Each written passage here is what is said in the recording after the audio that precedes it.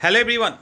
इस वीडियो में हम लोग देखने वाले हैं भारत मध्य पूर्व यूरोप आर्थिक corridor, India middle east Europe economic corridor, जिसका नाम है IMEC। तो IMEC का फुल फॉर्म क्या है? India middle east Europe economic corridor, यानी भारत मध्य पूर्व यूरोप आर्थिक गलियारा। ये भी एक पहला फैक्ट है। फुल फॉर्म आपसे पूछा जा सकता है, किसी न किसी एग्जामिनेशन में जरूर पूछा जाएगा।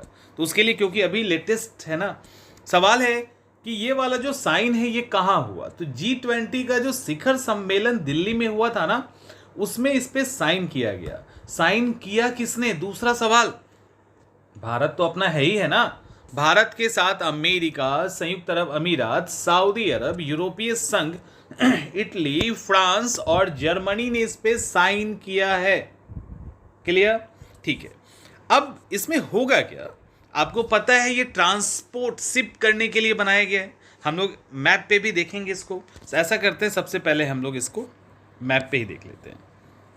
ये इमेज आपके सामने है, ठीक है।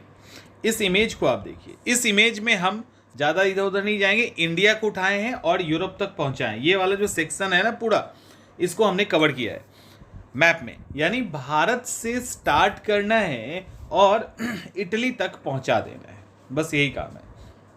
अब होता क्या था, पहले जो भारत के द्वारा शिप किया जाता था यूरोप में जाने के लिए, उसका रूट देखो कौन सा था। उसका रूट ये वाला था, ये सऊदी अरब हो के वहां पे जाते थे। अब हम क्या कर रहे हैं, हम एक दूसरा रूट बना रहे हैं। दूसरा रूट ज़्यादा आसान है। उस रूट को हम यहाँ से करेंगे, यहाँ से करेंगे, इसके थ्रू हम लोग यहाँ से निकलेंगे। तो ये आसान हो गया ना, इतना जो टर्न करके जा रहे हैं, अब यहाँ से सीधे निकल जाएंगे। अब चूंकि यहाँ से सीधे निकलना है, तो आप तो देख रहे हो, सीधे निकलने के लिए हर जगह तो पानी नहीं है। इसमें इट मीन्स कि रोड की भी जरूरत पड़ेगी, रेल की भी जरूरत पड़ेगी, और पोर्ट तो होगा ही जहाँ पे शिप करना है। तो उन सब के थ्रू हमें कहाँ पहुँचना है? हमें यूरोप पहुँचना है। तो ये वाला जो आर्थिक गलियारा है, ये भारत के लिए आसान हो गया ना। कैसे? पहले यहाँ से इस रूट से जाने में लगभग 11 दिन लगता था। अब 11 दिन नहीं लग के कितना टाइम लगेगा? लगभग 7 दिन। तो 40% टाइम बचा, और जो फ्यूल है या जो ट्रांसपोर्टेशन कॉस्ट है, उसमें भी 30% का फायदा हुआ। इसमें अलग अलग जगह पे अलग अलग पोर्ट है। जैसे इंडिया की बात करें तो मुंद्रा गुजरात में है। मुंद्रा के अलावा कांडला भी है जो गुजरात में है। जवाहर नेहरू पोर्ट ट्रस्ट मुंबई के अंदर, नवी मुंबई वाला उसको।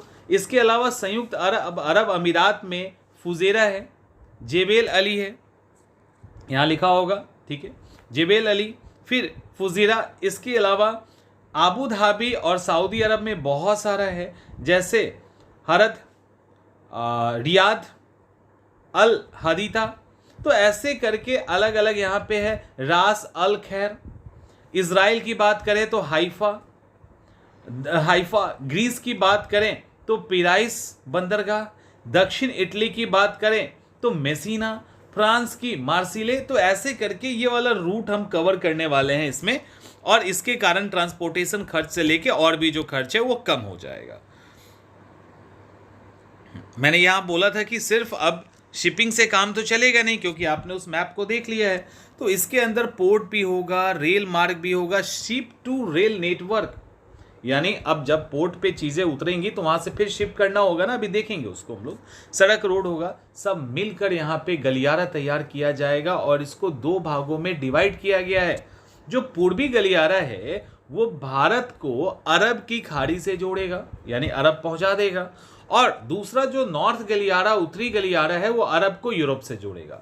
और इस तरह से वो कनेक्ट हो गया, वहाँ रोड से वो लोग निकल जाएंगे या ट्रेन से निकल जाएंगे।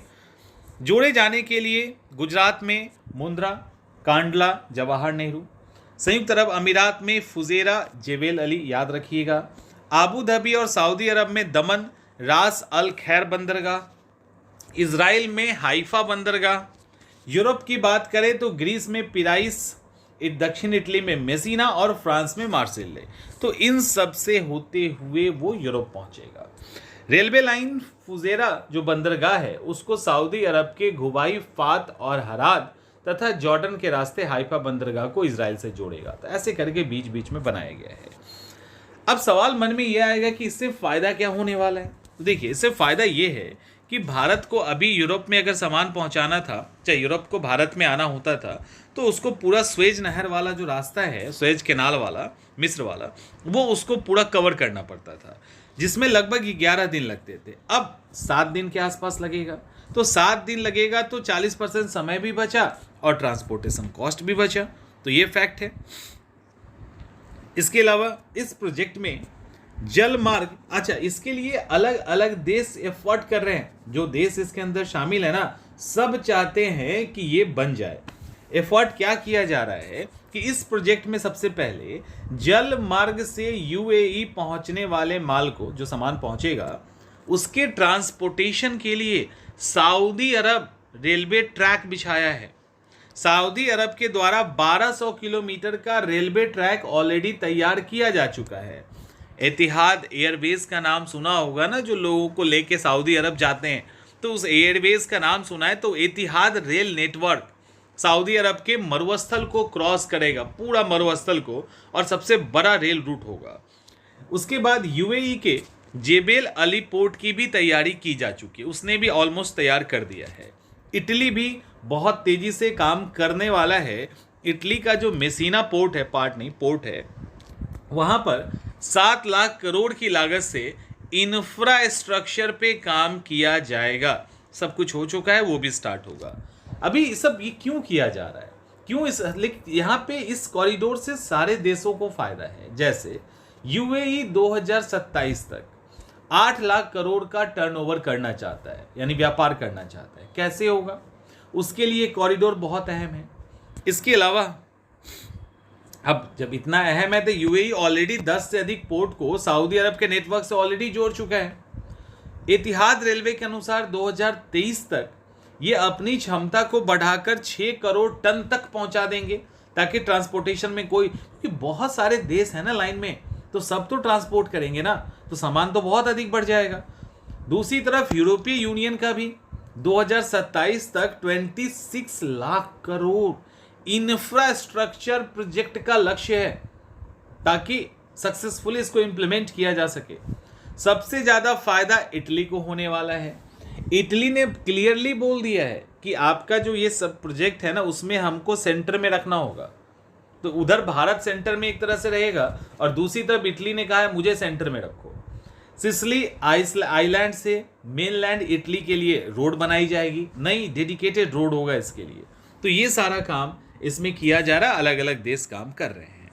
भारत की फिर क्या भूमिका होगी, तो भारत के पास अभी स्वेज नहर का रास्ता है।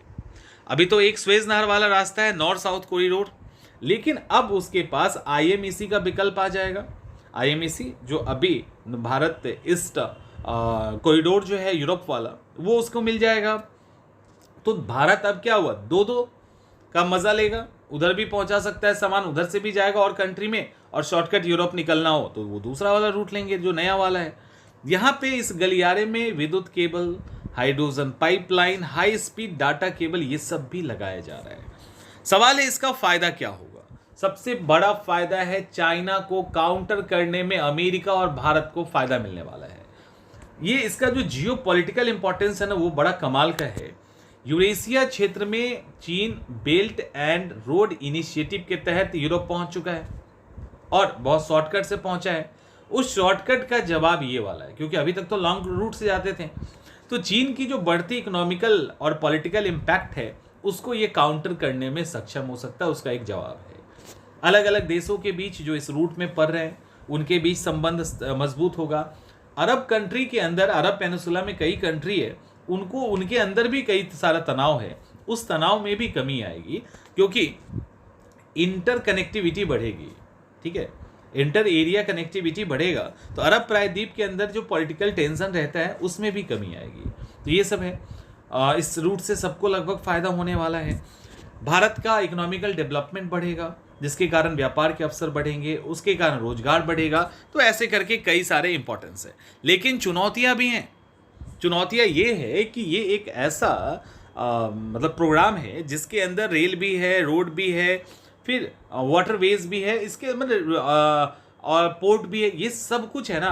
तो एक तरह से मल्टी ट्रांसपोर्ट कॉरिडोर है, ठीक है। तो मल्टी मॉडल ट्रांसपोर्ट कॉरिडोर है, अलग अलग स्टेट, अलग अलग कंट्री में अलग अलग है, उनके बीच में कोऑर्डिनेशन करके उसको डेवलप करना थोड़ा सा कॉम्प्लेक्स है और इसको लेकर थोड़ा विवाद है भी। साथ ही कई मध्य पूर्वी देशों में इंफ्रास्ट्रक्चर ही गायब है, तो वहाँ इंफ्रास्ट्रक्चर डेवलप करना बड़े पैमाने पे एक चुनौती है। तो ऐसे करके और थोड़ा सा अशांति है, एक्टिविटीज़ जो अलग अलग तरह की आतंकी और ये सब होती है, तो एक डिस्टर्ब इलाका है, वहाँ से भी सामान को सुरक्षित गुजारना ये सब थोड़ा सा मुश्किल है। तो ये सब हमारी चुनौतियाँ भी है। तो इस मैप के सहारे आप इसको क्लियर कर लेंगे। हाँ, इससे रिलेटेड MCQ आपको मिलेगा, लिंक इसी वीडियो के नीचे है। टेलीग्राम पे चले जाइएगा, लिंक वहाँ दे दिया गया है, आप वहाँ से MCQ सॉल्व कर सकते हैं।